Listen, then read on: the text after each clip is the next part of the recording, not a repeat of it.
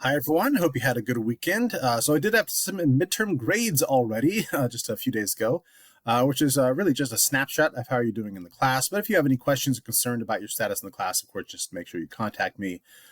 So I have not yet had the chance to finish grading the preparing your work assignment from last week, but should get to that shortly. But I do hope that assignment was helpful for you. I remember when I first submitted some fiction to a magazine when I was just in high school, I had no clue about formatting or about query letters.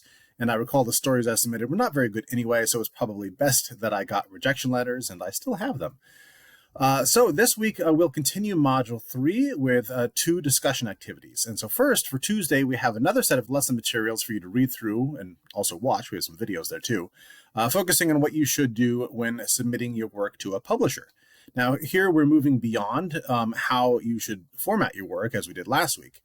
So as I mentioned in my notes with the materials on Canvas, as you go through these materials, consider why is it important to read magazines you're submitting to, what goes into an effective pitch or query to an editor, what should you not do in those, and of course also what should be included in a cover letter or query letter when submitting your manuscript. So some of you might have already noticed some publishers you looked at last week explicitly asked for a query letter with their submission guidelines. So this is something we will also be considering further this week. So after you get through our lesson materials for Tuesday, we'll have a discussion focusing on submitting your work. So for this discussion, you'll draw from our course materials to consider the importance of reading the publication you're submitting to, as well as why a pitch or a query can be important. And if you've ever submitted your work before, you can also address that experience in your post.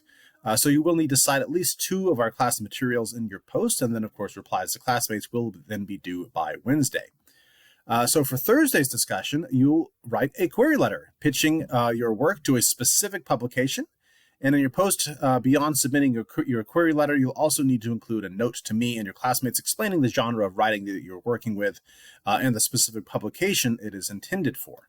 And I do hope that you'll find it to be helpful to get some practice writing a query letter. So I have some more detailed instructions in Canvas, of course, and you will, of course, need to respond to at least 2 classmates by Friday. So we are now about halfway through the semester, and so by this point, I hope that you've gotten a good sense of the course, what works for you, also what might not work for you.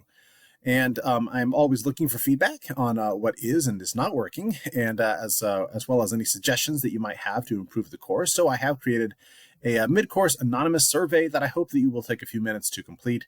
It should show up for you in Module 3 with a due date for Thursday, I believe, October 16th. So the anonymous survey consists of just 3 open-ended questions about your learning in the class. It is completely optional and is not worth any class points, but I do appreciate you taking a few minutes to complete that. And then next week, we'll finish Module 3 and move on to Module 4 and our focus on the publishing editing side of the publication process. And I'll share some more details about that later. But if you do have any questions as you work on everything this week, make sure you do let me know.